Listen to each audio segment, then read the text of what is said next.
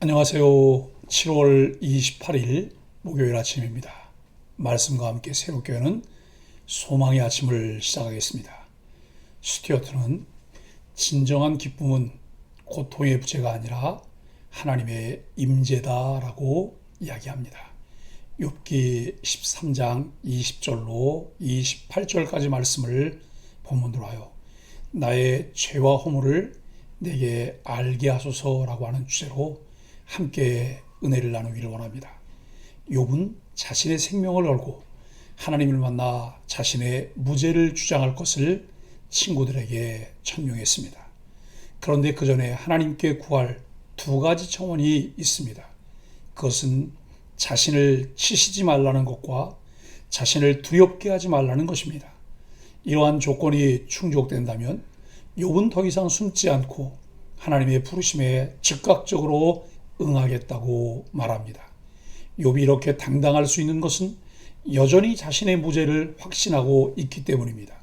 욥이 하나님께 가장 묻고 싶은 질문은 왜 자신을 죄인 취급하시고 징벌을 내리셨냐는 것입니다. 욥은 자신의 죄와 허물이 도대체 얼마나 크고 중대하기에 이토록 감당할 수 없는 고난을 주셨는지 알고 싶어 합니다. 또한 하나님이 어떠한 이유로 얼굴을 숨기시고 자신을 원수로 여기시고 이토록 무자비하게 다루셨는지도 궁금해합니다. 욥은 하나님의 감시와 통제, 집요한 추적과 공격으로 인해 밤낮 고통 속에서 지내야 했기에 몸과 영혼이 쉼을 얻지 못하고 지쳐 있습니다. 욥은 백가죽과 허리가 붙은 채 죽음의 문턱에서 생의 마지막 숨을 힘겹게 쉬고 있는 처지입니다. 그래서 자신을 날리는 낙엽과 마른 건불에 비유합니다.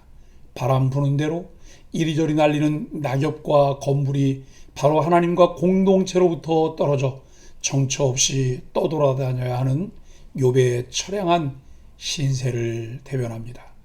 이렇게 비참한 몰골을 알고 계심에도 하나님은 왜 욥을 그토록 추적하실까요? 욥은 하나님의 무자비한 행동을 이해할 수 없습니다. 하나님의 모습이 마치 조금이라도 빈틈만 보이면 가차없이 치고 들어오는 대적의 모습을 생각나게 합니다. 하나님은 욥이 죄를 짓기를 기다렸다는 듯이 공격하십니다. 욥은 자신의 무죄를 확신했습니다. 그럼에도 하나님이 죄를 묻고 계신다면 그것은 아마도 그가 어렸을 때 지은 죄 때문일 것이라 생각합니다. 욥은 숨막힐 것 같은 하나님의 감시와 통제로 인해 인간의 존엄성을 잃은 지 오래입니다. 욥은 하나님께 나아갑니다. 자신의 처절한 상황을 가지고 비정하게 하나님 앞에 섭니다.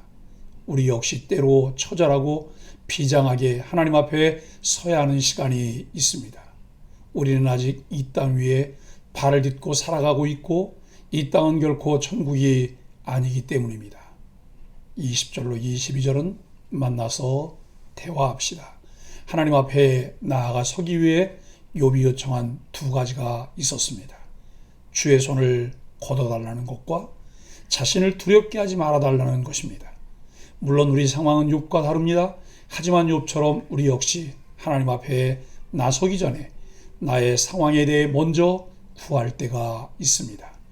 약해지거나 절망에 빠지거나 혼란스러울 때 우리는 무너진 마음을 위해 먼저 기도해야 합니다.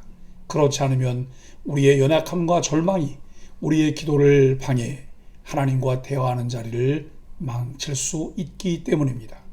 욥은 주는 나를 부르소서 내가 대답하리이다. 홍대가 말씀하게 하옵시고 주는 내게 대답하옵소서라고 간구합니다. 하나님은 우리가 부르면 들으시고 말씀하시고 응답하시는 분입니다. 욥에게 기도는 일방적인 것이 아니었습니다. 하나님과 대화입니다. 기도의 가장 핵심적인 특징이 이것입니다. 기도 시간에 우리가 아뢰기만 하고 하나님의 음성을 들으려 하지 않는다면 반쪽짜리 기도라고 할 수 있습니다.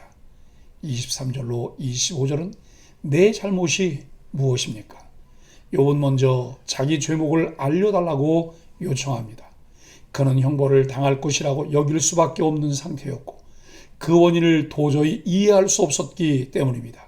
여기서 욥의 딜레마를 볼 수 있습니다. 의로우신 하나님이 이유 없이 자신을 징벌하실 리가 없다와 자신의 고통을 하나님의 형벌 외에는 설명할 길이 없다와 아무리 찾아봐도 그리고 나에게 형벌받을 만한 이유가 없다라는 딜레마입니다. 그러나 욥은 하나님이 때로 하나님의 백성에게 여러 가지 이유로 시험과 고난을 허락하신다는 사실을 아직 몰랐습니다. 아마 욥은 죄와 허물로 하나님과의 관계가 깨어졌다고 본 것 같습니다. 하나님이 자신에게 얼굴을 가리셨다고 느껴졌기 때문입니다. 하나님의 백성에게는 하나님과의 단절은 다른 무엇과도 비교할 수 없는 고통입니다. 이와 비슷한 처절한 고통과 외침이 십자가에 있었다는 사실을 기억한다면 욥이 얼마나 처절한 마음으로 하나님께 부르짖고 있는지를 알 수 있습니다.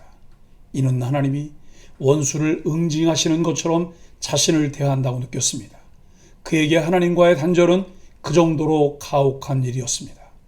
26절로 28절은 이유가 이것입니까? 욥은 자신이 어렸을 때 지은 죄를 하나님이 다 기록해 놓고 계시다가 그에 대한 형벌을 내리셨다고 탄식합니다. 자신의 행동을 하나도 빠짐없이 낱낱이 감시하시면서 죄를 찾아내려 하신다고 호소합니다. 하나님이 그렇게 대하신다면 결국 썩어서 사라져 버리게 될 것이라고 한탄합니다. 이 부르짖음에는 자신을 긍휼히 여겨달라는 절박함이 담겨 있습니다. 고통 가운데 드리는 기도는 이렇게 절박할 수밖에 없습니다. 사랑하는 소망의 가족 여러분, 우리는 고통당하는 자들의 마음에 공감하기를 원하시는 성령님의 마음을 깨달아야 합니다. 하나님의 말씀을 통해 우리에게 옳고 그름을 깨닫게도 하시고 사람들의 연약함을 보듬고 그들의 아픔을 나의 것처럼 느끼게도 하십니다. 우리 자신이 한없이 연약한 존재임을 깨닫고 연약한 자들을 돌아보는 위로자가 되어야 합니다. 욥은 처참한 상황에도 하나님께 나아가 기도했습니다. 분명한 것은 그의 처참한 상황으로 기도의 내용이 많이 바뀌기는 했어도 기도의 본질인 하나님과의 대화는 더 깊어졌습니다. 이런 욥의 기도는 우리 마음이 무너지고 상황이 절망적일 때 어떤 모습과 마음으로 하나님께 온전히 나아가야 하는지를 보여줍니다. 하나님께서 그의 얼굴을 비춰주실 때 우리에게 소망이 있습니다. 욥은 하나님께 그분 얼굴을 숨기지 마실 것을 애원합니다. 하나님이 얼굴을 드러내심이 은혜요 가리심이 고통이라는 것을 알기 때문입니다. 죄를 쏘아보시는 하나님의 얼굴은 두렵습니다. 하지만 택하신 백성에게 하나님 얼굴은 빛이요 은혜입니다.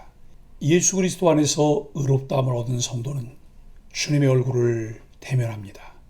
하나님께서 주신 은총을 힘입으며 매일 주와 깊은 교제의 삶이 이루어지길 예수 그리스도 이름으로 간절히 축복합니다.